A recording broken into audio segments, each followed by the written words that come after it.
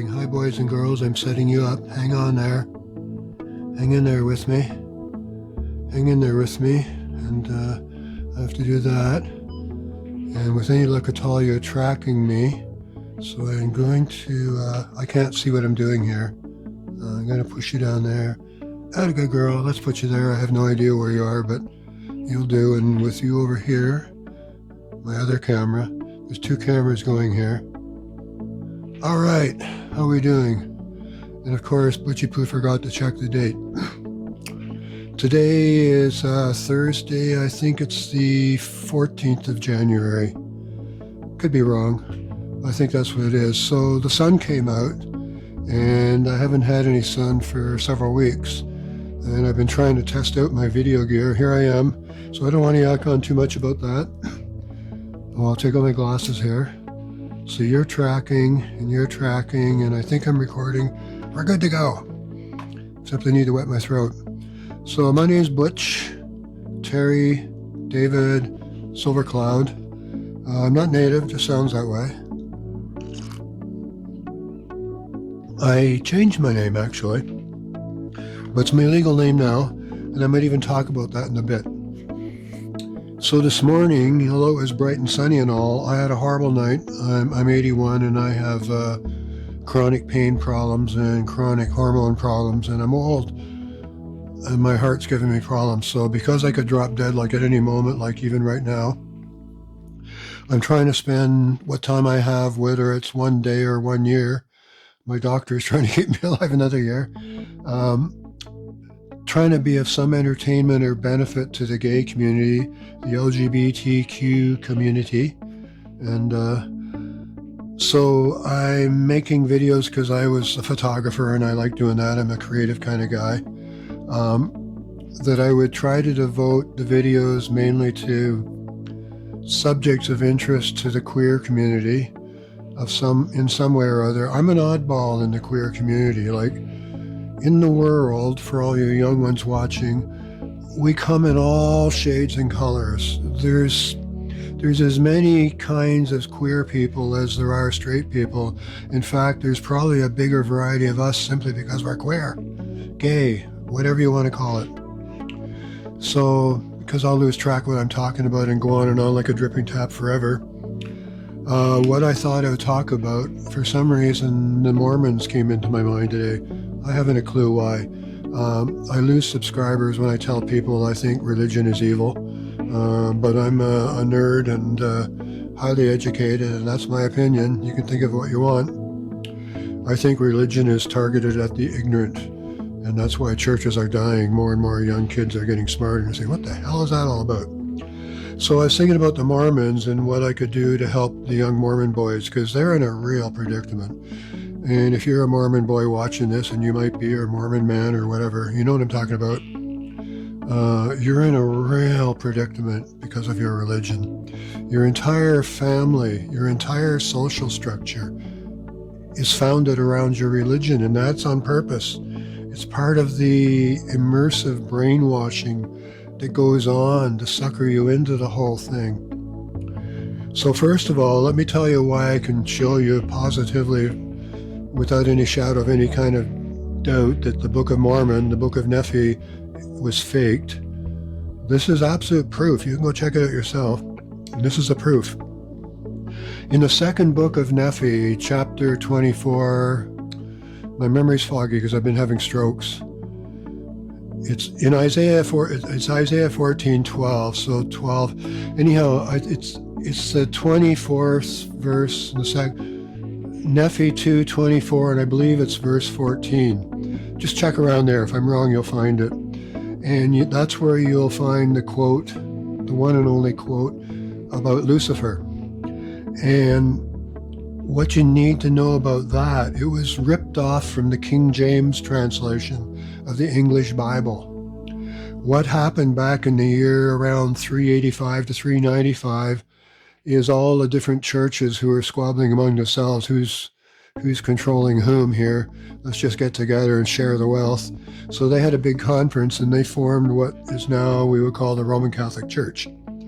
And because there was no Bible, they needed a Bible to go along they were smart enough to know that they needed to have something to show to the people. And so they wrote a book, and they wrote it in Latin, so it would be very difficult for anybody to actually read. But they wrote a book nevertheless, and they called it the Bible, the Roman Catholic Bible. And when they got to, see, my memory's foggy again. In Isaiah, that's it. When they got to the book of Isaiah, 14:12, that chapter in Isaiah led the people. What had happened is the Persians, who had conquered them many years earlier and turned them into slaves, the Persians had fallen into ruins, and they didn't give a crap what the Jewish people were doing. So Isaiah led a bunch of people back to Jerusalem to rebuild Jerusalem. And that's what the book of Isaiah is all about. And one of the lines is talking about how the Persian king, the bright and morning star, had fallen into his grave, or something along that line. So if you read the old King James Isaiah 14:12, you will see Lucifer. But if you go read Isaiah 14:12 now, in the modern English translation and all Western English translations of the Bible, since starting around mid-1980s, after the Western churches had a conference about this problem, they all agreed that they would get rid of Lucifer out of their printed Bibles, and they have. Except it's a problem for the Book of Mormon, because they plagiarized the King James Bible, which was based on Wycliffe's, basically, translation of the Roman Catholic Bible. And the word Lucifer does appear in the Roman Catholic Latin version, and that's because when Jerome created the Bible, he just got sort of poetic, and Venus was the Venus, the morning star, in colloquial Latin of the time, must have been called Lucifer, which is a Latin word, light. It brings light. So he threw that in, and that was a big boo-boo. And we know absolutely for certain, for absolutely real, you can't screw this one up. When they found the Dead Sea Scrolls, the book of Isaiah, they found a copy, or maybe more than one copy, but they definitely found one copy. And most of that book was too fragile to unroll or see, and remains unseen because they're waiting for technology, and they're getting it now. They're beginning to do where they can pierce through. Computers are getting really good at piecing stuff together. But by good fortune, there was a fragment, and that fragment happened to be Isaiah 14:12. So we have, from the time of Jesus, basically, the original Hebrew Isaiah 14:12. And it basically, if you translate it into English, would say something along the lines of modern English, "How you've fallen into your grave, you bright and morning star." That's how it reads. There is no Lucifer. So I'm getting at this for you Mormon boys, because it proves your book is fake. That'll give you something to go on if you're having your doubts here. Okay, let's move on. You're Mormon, and that's like extremely difficult if you're queer. And you know exactly what I'm talking about. That is like, you just can't be queer and be Mormon. You're just not allowed. And I'm sure that during the missionary period of your lives, where, for those of you who don't know about Mormons, in their late teens, groups of boys go to foreign cities, not their own, and stay in groups, and they go out and they preach. You see them with their white shirts and ties and black pants on the streets, usually in the summertime on vacation, and they're from somewhere else. And I don't know how they're booked up together, but Butch will bet dollars to donuts that some hanky-panky has gone on over the years among those guys. And it's just never talked about. It's a secret. I'm absolutely certain that hanky-panky goes on amongst the Mormon boys. So, where was I? So how are you going to deal with it if you're Mormon? Well, I've tried to show you your book is fake. So if you are so devoted to your family, which, you know, they've structured it that way, you can't get out of it. If you're married, it's difficult because now you're exposing your whole family to an issue that wasn't your fault, but now they're in with whom they are involved. So let's address the single guy. You're not married. This is, I'm not sure what the married guys can do, but listen to what I say about the unmarried guys. You're going to have to break away from your church. It may not be forever, but you're going to have to do it for a while and become you. You got to become you. You're queer, you know it, you like dicks and balls and some types of guys. It might be skinny guys, it might be muscular guys, you might even like chubby guys. You want the guy to have the gear down there that, you know what I'm talking about. The gear that you can play with. So, where am I going with all this? What can I tell you? You're going to have a plan, and the plan is you're going to have to disappear for a year or two. So you have to get ready for it. Now, you can do that by getting a job to save a little bit of money, and then maybe sourcing out a job in some other city remotely. You young guys are better at doing that now because you have computers and all, and you're going to move and you're going to completely lose touch with everybody and start learning how to be queer. You may have already started, but this time you're a little bit more free. So before you go, you can probably leave a note if you want. Hi, Mom and Dad, or hi, Mom, or whatever it is. I love you to death. I love you so much. You don't know how much I love you, but I have to be me, and you have to know that I am gay, and you know what that means. So I'm going to, you can tell the friends I've gone on a work project somewhere far away, and they'll try to keep people up to date, but you've gone far, far away, and don't expect anybody to hear from you for some time until you come back from your mission, which is to break free from the church. And that's going to take a couple of years, and they may never accept you back. You have to accept that you may never, ever, ever be accepted back into the church. So it is. So I've showed you that your book is fake. That should be some incentive to not. Butch thinks the whole idea of gods is just silly. Butch is into motion physics, and that involves, I go further than basic Newtonian stuff. Like when you're in high school, you'll learn basic Newtonian stuff, and the questions in high school will be like a rocket took off at 8 a.m. and 2 minutes and 50 seconds later it ejected a package, and it accelerated at such a speed and at such and such a time it did such and such a thing, and then it asked you a whole bunch of questions.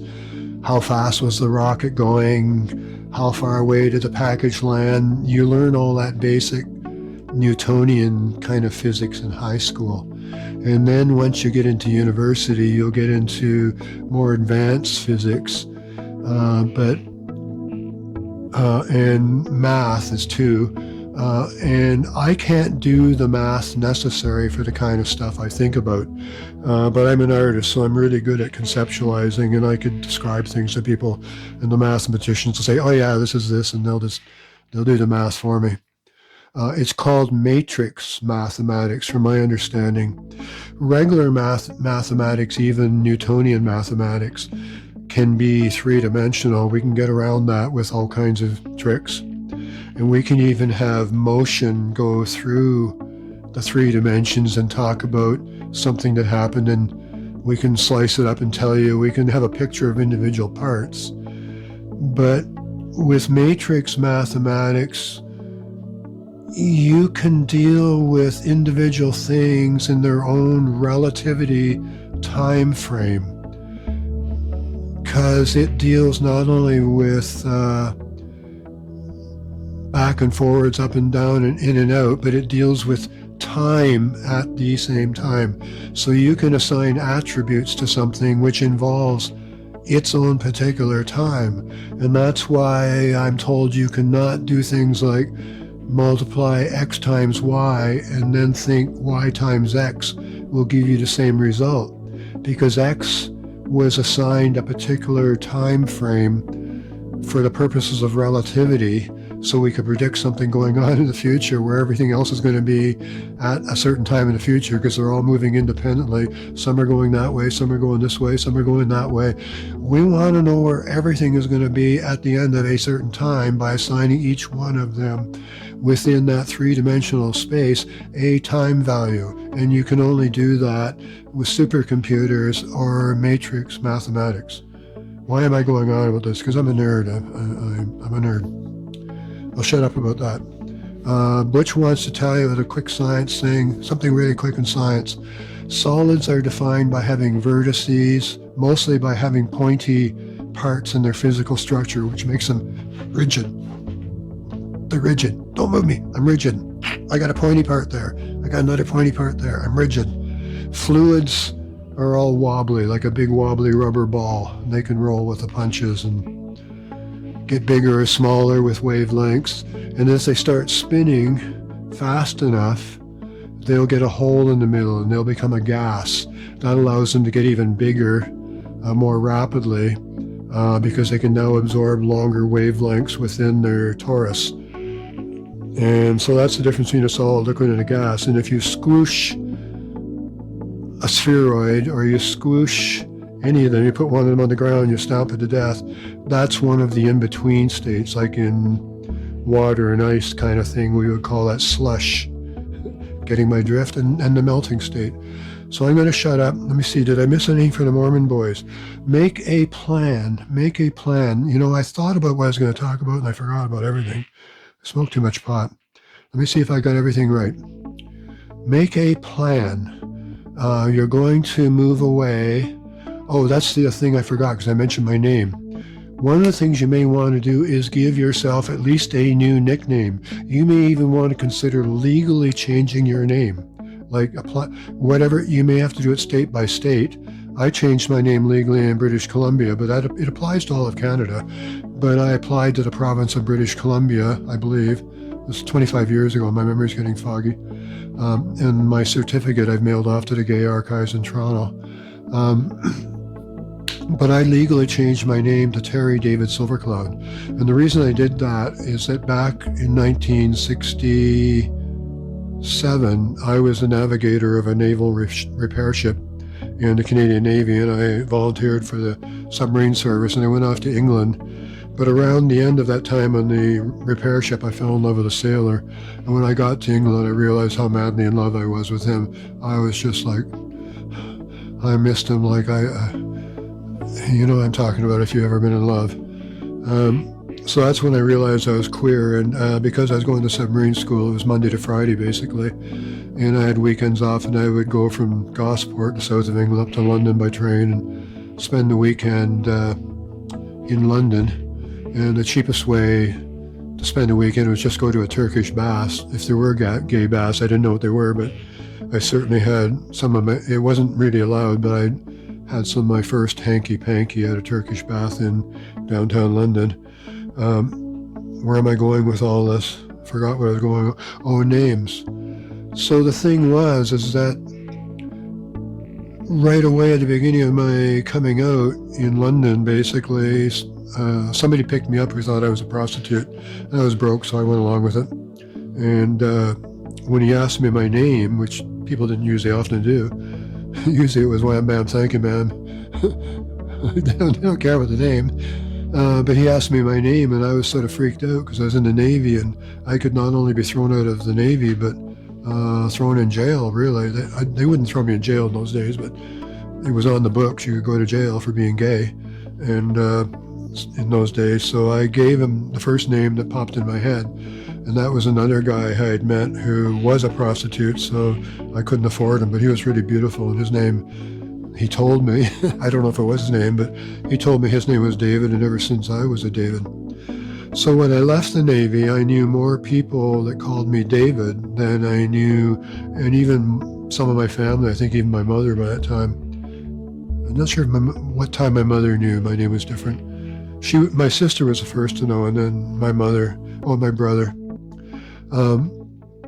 that I went by David, and by that time, not only did I go by David, I had a boyfriend named Doug.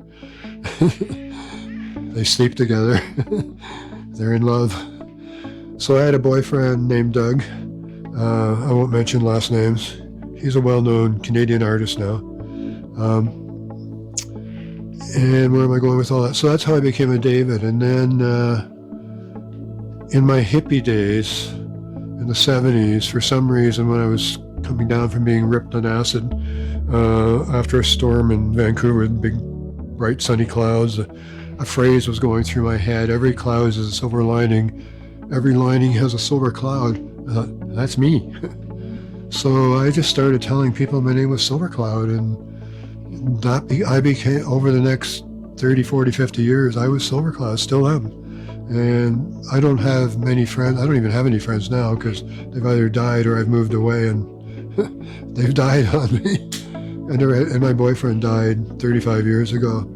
So, and my brother's dead too now. So, but people call me Cloudy or Cloud or Silvercloud. So that's where that name came from.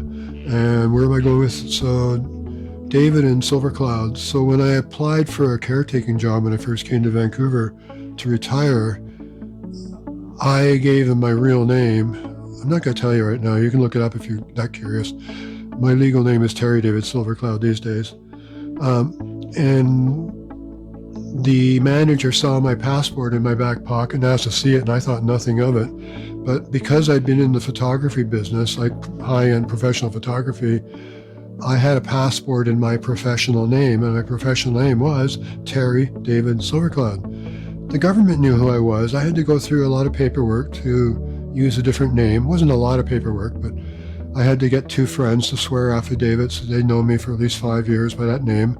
And then I paid a lawyer to write up the paperwork, and that's my recollection of all. But anyhow, I'm legally Terry David Silvercloud. This all gets back to you Mormon boys. It's not, I don't know if you have to apply, just look it up, how to change my name. And you might want to legally change your name. That way, if the church comes looking for you, it's going to be much more difficult. And in some situations, they may come looking for you. They're very mean. You know what I'm talking about. They ain't gonna let you go, not without a fight. It might be getting easier these days, and if you go to a large city, there probably are support groups for Latter-day Saints boys, that are escaping that you might find helpful. I don't know of any, because I avoid anything religious. I consider all religion the epitome of evil. I'm losing subscribers sometimes when I say that, but if you're not that accepting of other people, that bothers you, that's your problem, not mine. I'm accepting. I accept you. I don't agree with you. I think you have no idea how badly you're being fooled, and I'm the kind of guy that deals with atomic physics, time and space. I have my own theories about everything. I understand how things actually move. Okay, I'm going to shut up, because now I know I've gone on and on and on forever. Nothing actually can go in a circle in real life, what you're seeing right now, unless, like Einstein sort of suggested in the E=mc² formula, it has to be able to go at the speed of light squared. That's so that in your time frame of reality, from you, it went all the way around in a circle and back to there, and was there at the same time. We're talking about a little dot of light. It's going to go all the way around there, and it went so fast that in your reality it looked like a circle.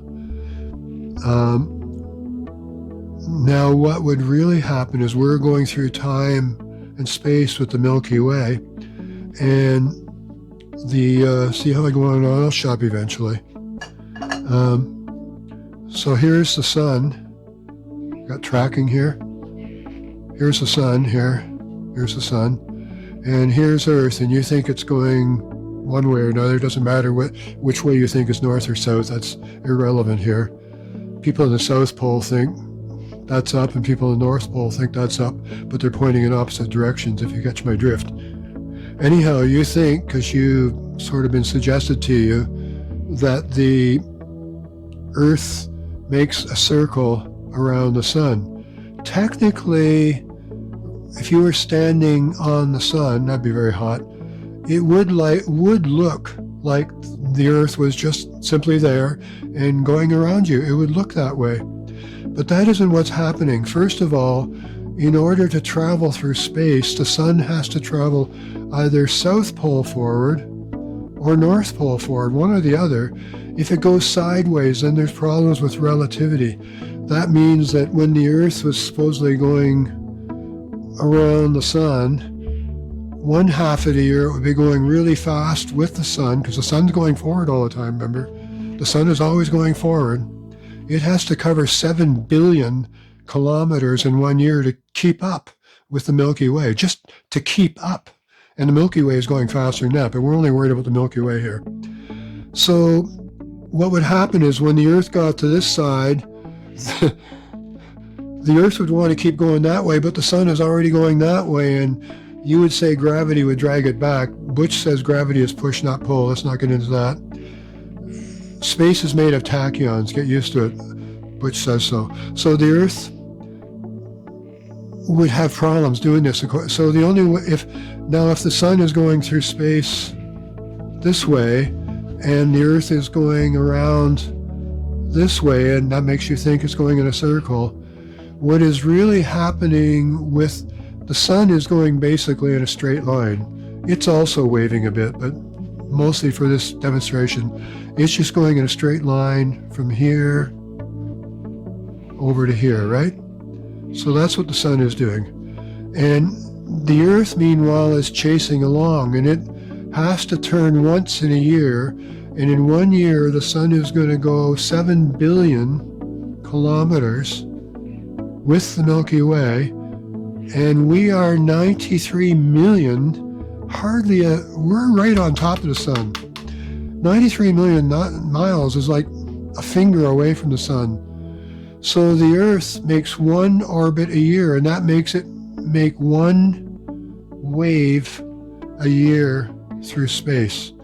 Nothing can go in a circle. I'm not making this up. You can go check this out. This is real physics. Seriously, go check it out. You think I'm shitting you? You go check it out. I know. So that's what happens. That's the physics of it all. You can go ask an astronomer, and I have, because when I first discovered this about 25 years ago, I was curious about, do the astronomers actually know that? And the astronomer, the lady who answered my question, lady astronomer, I don't want to say names here because I don't want to screw anybody's lives up. She hadn't done the math before, but she did. She's the one that gave me the numbers. She said, "Oh yeah, you're right. That's what happens. It's a wave. It's a wave motion. That the Earth actually travels in a wave motion. It does not actually, except relative to if you were standing on the sun, go in a circle." So with all of that, Butch is going to try and shut up. I hope this is interesting. Right now it's 25 after 3. Did I cover it all? Mormon boys, you're going to have to break away. It's going to be okay. I've tried to prove to you your book is wrong, so you won't feel too badly about it. And you're going to have to develop a plan. And sorry to say it, but you may have to divorce everyone for, I suggest, a minimum of 2 years before you have any contact. Oops, back. Okay, you're on. You're recording. Hi, boys and girls. I'm setting you up. Hang on there. Hang in there with me. Hang in there with me. And I have to do that. And with any